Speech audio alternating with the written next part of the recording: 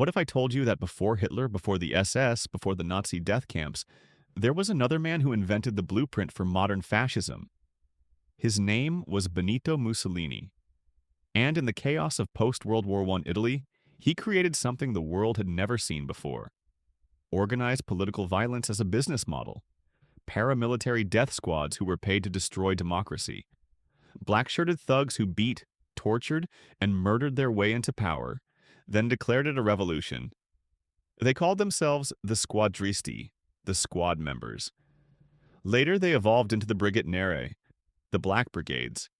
They were the original fascist street fighters, and they pioneered tactics that would be copied by every authoritarian movement of the 20th century. They didn't seize power through military might. They terrorized Italy into submission, one town at a time, one beating at a time, one assassination at a time. And when Mussolini finally took control, he didn't disband his death squads. He made them official. He turned political terror into state policy. This is the story of how fascism was born. Not in theory, not in manifestos, but in castor oil and cudgels and burning union halls. This is the story of the men who proved that democracy could be destroyed by anyone willing to be violent enough.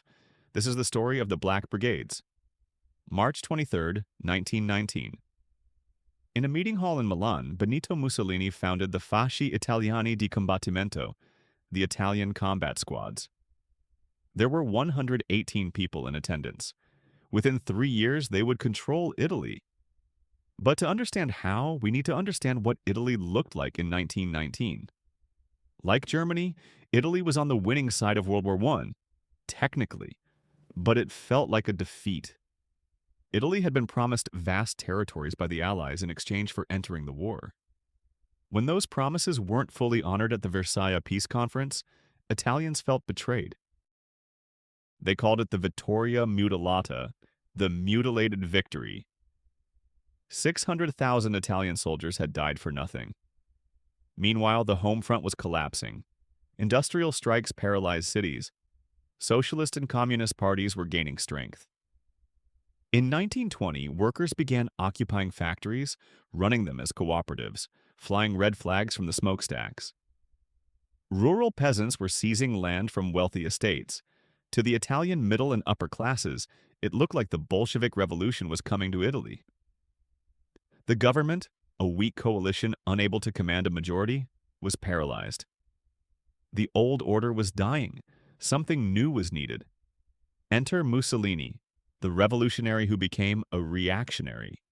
Here's what makes Mussolini different from Hitler. He wasn't always a fascist. He was a committed socialist, a radical newspaper editor who had opposed Italian entry into World War I as capitalist imperialism. The Socialist Party was his life. Then, in 1914, he suddenly reversed position and called for Italian intervention in the war. The Socialist Party expelled him. He started his own newspaper funded by French and British intelligence who wanted Italy in the war. He enlisted, was wounded by a grenade, returned home. And somewhere in that transformation, from socialist to interventionist, from ideologue to opportunist, Mussolini discovered something. Ideology didn't matter as much as he thought.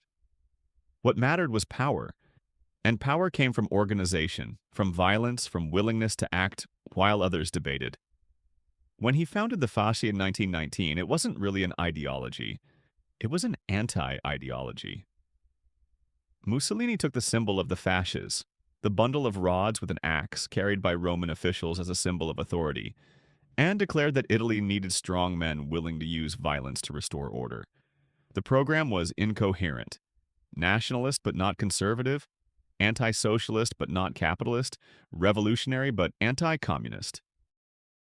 It promised everything and nothing, but it offered one thing very clearly: the willingness to physically destroy the left. And Italy's wealthy elite decided that was exactly what they needed. The genius of Mussolini's movement was that he turned political violence into a service industry. By late 1920, the squadristi, the Blackshirts, were operating as paid paramilitaries. Wealthy landowners, factory owners, and business interests funded them. Not out of ideological commitment to fascism, most of them thought Mussolini was a vulgar upstart, but because the Blackshirts would do what the government and police wouldn't or couldn't. break strikes, destroy unions, and terrorize socialists. Here's how it worked. The punitive expedition. A landowner in rural Emilia would contact the local fascist squad. The socialist cooperative in the next town is organizing our workers. Can you do something about it? The Blackshirts would assemble, anywhere from a dozen to several hundred men. They'd pile into trucks, many provided by the army or wealthy donors. They'd drive to the target town at night. Then they'd burn the socialist headquarters. Beat any workers they found. Force-feed local socialist leaders castor oil. A humiliating torture that caused violent diarrhea and sometimes death by dehydration. Destroy printing presses, ransack homes. The message was clear. Organize, and this happens to you. Sometimes the victims fought back. More often, they fled. Socialist and Catholic unions, the Camere del Lavoro and Leghe Bianche, were systematically destroyed across northern Italy. By 1922, the Italian labor movement, which had been among Europe's strongest, was effectively broken. And here's the most chilling part. The police watched and did nothing. Often they actively helped, providing transportation, intelligence, or just looking the other way. Because the police, like the army, like the judiciary, were staffed by men who hated socialism more than they loved democracy. The rituals of fascist violence. But the Blackshirts weren't just committing random violence. They were performing rituals of domination designed to psychologically destroy their opponents. The castor oil torture, purgazione, wasn't just painful. It was humiliating. It reduced respected community leaders to helpless, soiled victims in front of their neighbors. It destroyed dignity. And fascism understood that destroying dignity was more effective than killing people because a martyr could inspire resistance. A humiliated victim just inspired fear. They also pioneered the mass public beating. They'd drag socialists or union organizers into town squares and beat them in front of crowds. Not to death, that would create martyrs, but enough to hospitalize them. To show that resistance was futile, that the authorities wouldn't help, that fascism could do whatever it wanted.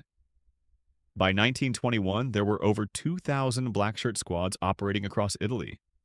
They'd killed hundreds of people and injured thousands more. They'd destroyed over 1,000 union offices, cooperative buildings, and Socialist Party headquarters.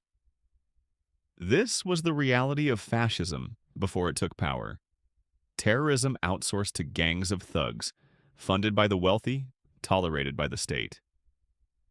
The squadristi mystique. But here's what made it more than just thuggery. Mussolini gave it meaning. The Blackshirts cultivated a warrior aesthetic. They wore paramilitary uniforms, black shirts, riding boots, daggers. They used Roman salutes. They sang violent anthems. They developed elaborate initiation rituals. They created a mythology where they were warriors restoring Italy's Roman greatness. Many of them were war veterans, traumatized and unemployed, who found in the squads the same purpose and belonging they'd found in the trenches. The violence wasn't just instrumental, it was sacramental. It made them feel alive, significant, part of something transcendent. This is what made fascism different from ordinary political violence.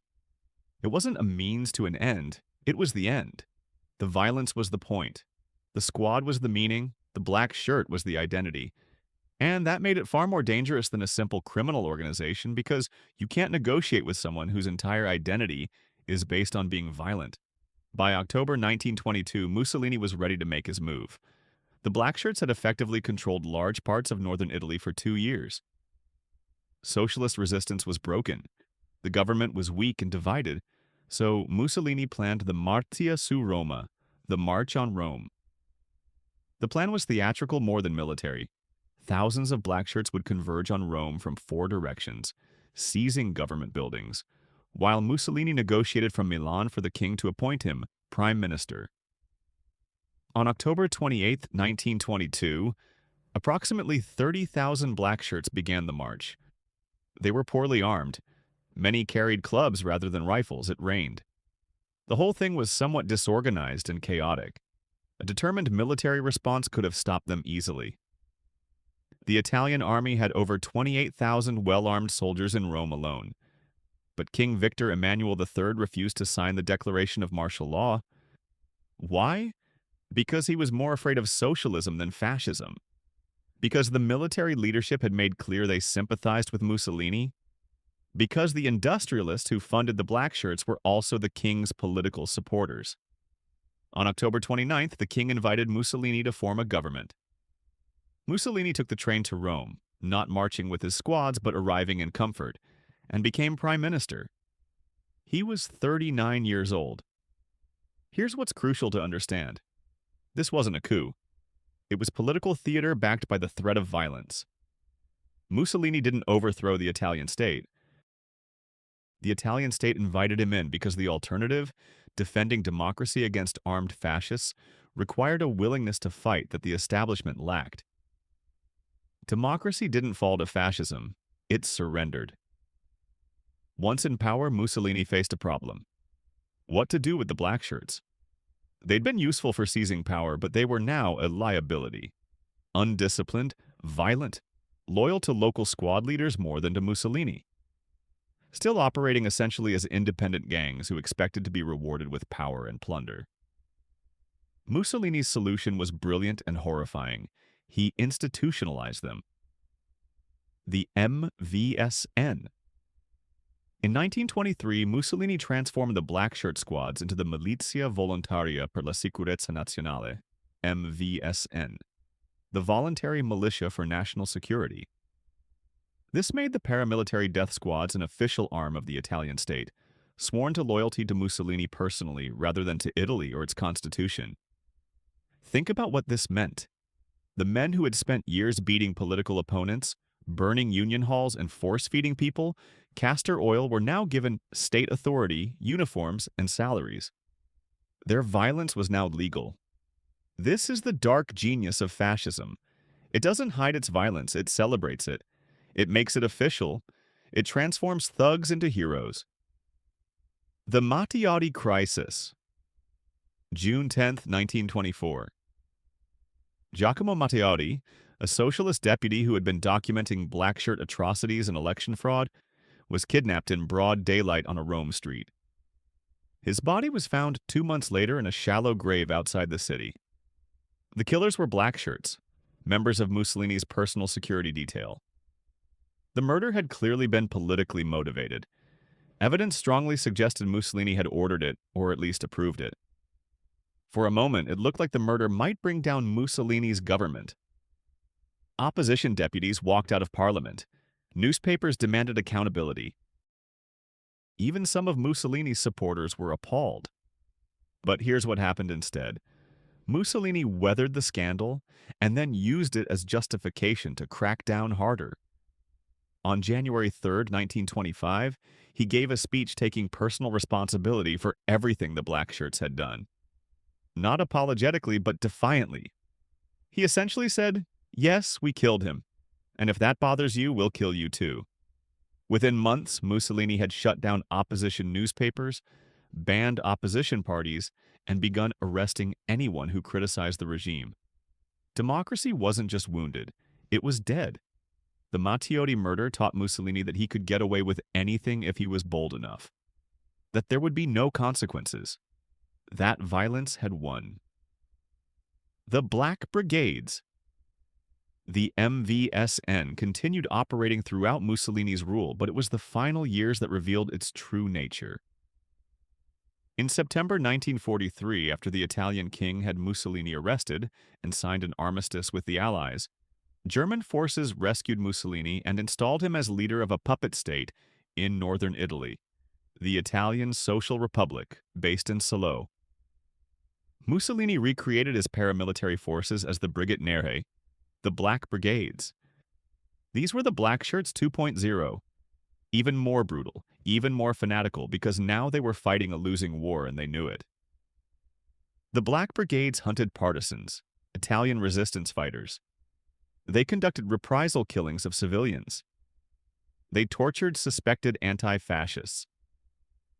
In the final 2 years of the war, as Italy was being liberated from the south and German forces retreated north, the Black Brigades committed some of the worst atrocities in Italian history against their own people. This is fascism stripped of pretense, violence for its own sake, carried out by men who knew their cause was lost but couldn't imagine existing without their identity as warriors. April 28, 1945.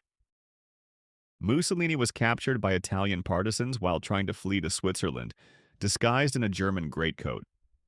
He was executed by firing squad along with his mistress, Clara Petacci. Their bodies were brought to Milan and hung upside down from the roof of a gas station in Piazzale Loreto, the same square where fascists had displayed the bodies of executed partisans a year earlier. Crowds beat and spat on the corpses. It was an ugly, brutal end to a regime built on ugliness and brutality. But here's what we need to understand. Mussolini's death didn't end what he created. The methods he pioneered, the paramilitary squads, the political theater, the institutionalization of violence, the warrior cult aesthetic, became the template for every fascist movement that followed. The export of fascism. Hitler explicitly acknowledged that the Nazis copied Italian fascism. The brown shirts, SA, were modeled on the black shirts. The March on Rome inspired the beer hall putsch. The transformation of paramilitary thugs into state security forces, that was Mussolini's innovation. But it went beyond Germany. Franco's phalangists in Spain, the Iron Guard in Romania, the Ustasha in Croatia, the silver shirts in America. Fascist movements across Europe and beyond all followed the Italian model. Start with paramilitaries, create a warrior cult, use violence to intimidate Democrats, then seize power and make the violence legal. Mussolini proved that it worked, that you didn't need a sophisticated ideology or a majority of support.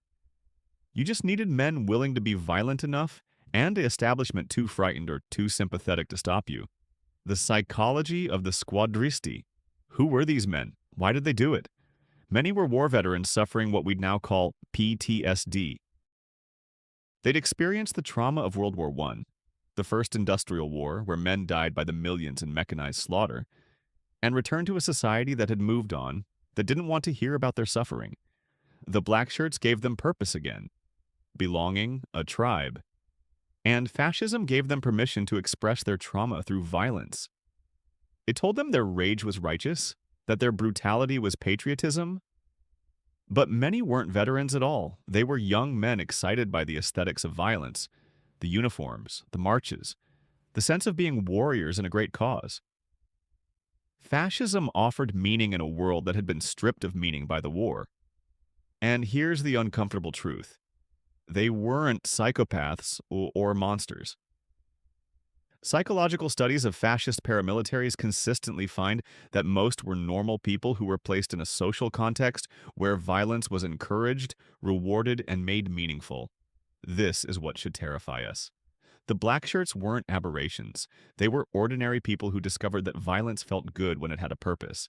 And that purpose could be manufactured. The story of the black shirts forces us to confront an uncomfortable reality about how democracy actually dies. We imagine that authoritarianism comes from outside, from foreign invasion or military coup. But the black shirts prove that democracy can be destroyed from within by anyone willing to be systematically violent, while the institutions that should defend democracy refuse to act. The complicity of elites. The black shirts didn't succeed because they were militarily powerful.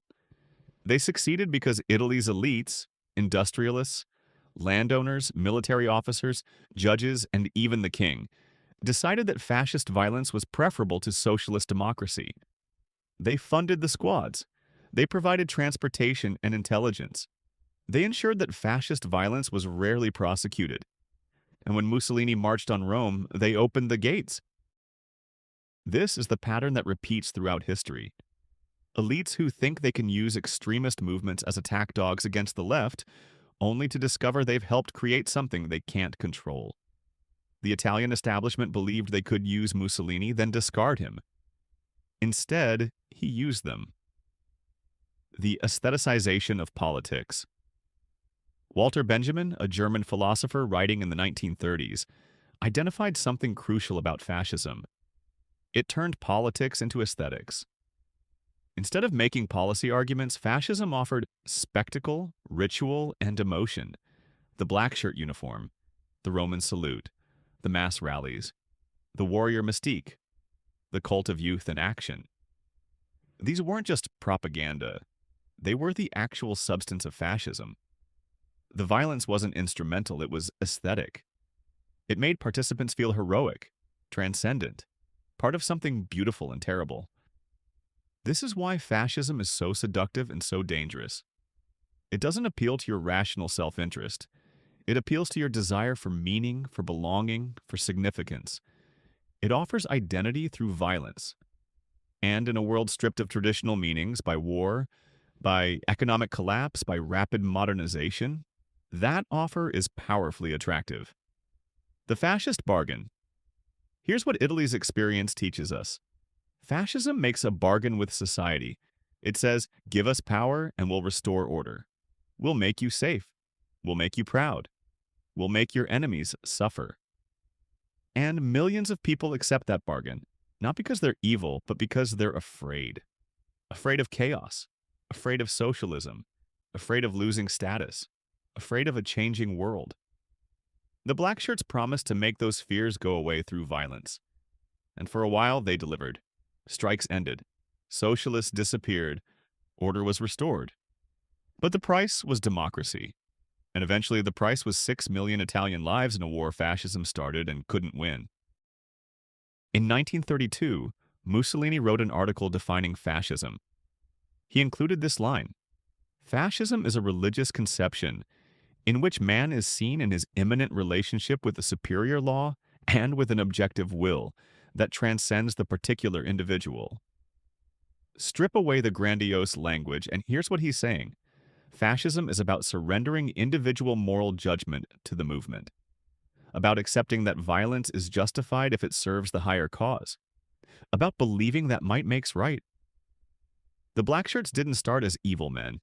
They became evil by accepting a worldview where their violence was meaningful, where beating someone unconscious was restoring order, where murder was defending the nation.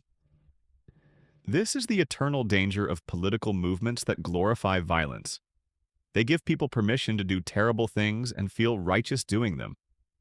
And here's what should wake us up at night. The conditions that created the Blackshirts, economic anxiety, fear of social change, traumatized veterans, weak institutions, elite complicity, and a widespread belief that democracy had failed, those conditions exist in democracies around the world today. We're watching paramilitary groups form. We're seeing political violence being normalized. We're observing elites who think they can use extremism for their own purposes. We're hearing rhetoric that casts political opponents as existential enemies who must be destroyed rather than defeated. The Blackshirts didn't emerge from nowhere. They emerged from a society that was willing to tolerate political violence when it targeted the right people. That was willing to look away when thugs beat opponents. That was willing to sacrifice democracy for order. We need to ask ourselves, would we? On April 29, 1945, the day after Mussolini's execution, his body was cut down from the gas station roof and buried in an unmarked grave. Years later, neo-fascists stole his remains and moved them multiple times before they were finally interred in his family crypt. Even in death, Mussolini couldn't stay buried, because the ideas he represented, that violence is power, that democracy is weakness, that strong men can solve complex problems, these ideas never die. They just wait for the next crisis, the next fearful population, the next group of men willing to put on black shirts and beat their neighbors. The black shirts were the prototype. Everything that came after, the brown shirts, the SS, every fascist movement of the 20th century, was building on what Mussolini's thugs pioneered in the streets of Milan and Bologna and Rome. They proved that you don't need a brilliant ideology to destroy democracy. You don't need majority support. You don't need a military coup. You just need men willing to be violent enough, elites willing to enable them, and a population willing to look away. For 3 years, from 1920 to 1922, Italy watched black shirts terrorize socialists, destroy unions, murder political opponents, and did nothing. By the time they realized what they'd allowed to grow, it was too late. 23 years later, Italy lay in ruins. Mussolini's body hung in a public square. And the Blackshirts who had marched so proudly through Italian streets were being hunted by the very people they'd once terrorized. Fascism promised to make Italy great again. Instead, it nearly destroyed Italy entirely. The lesson isn't that fascism can happen, it's that it's always trying to happen.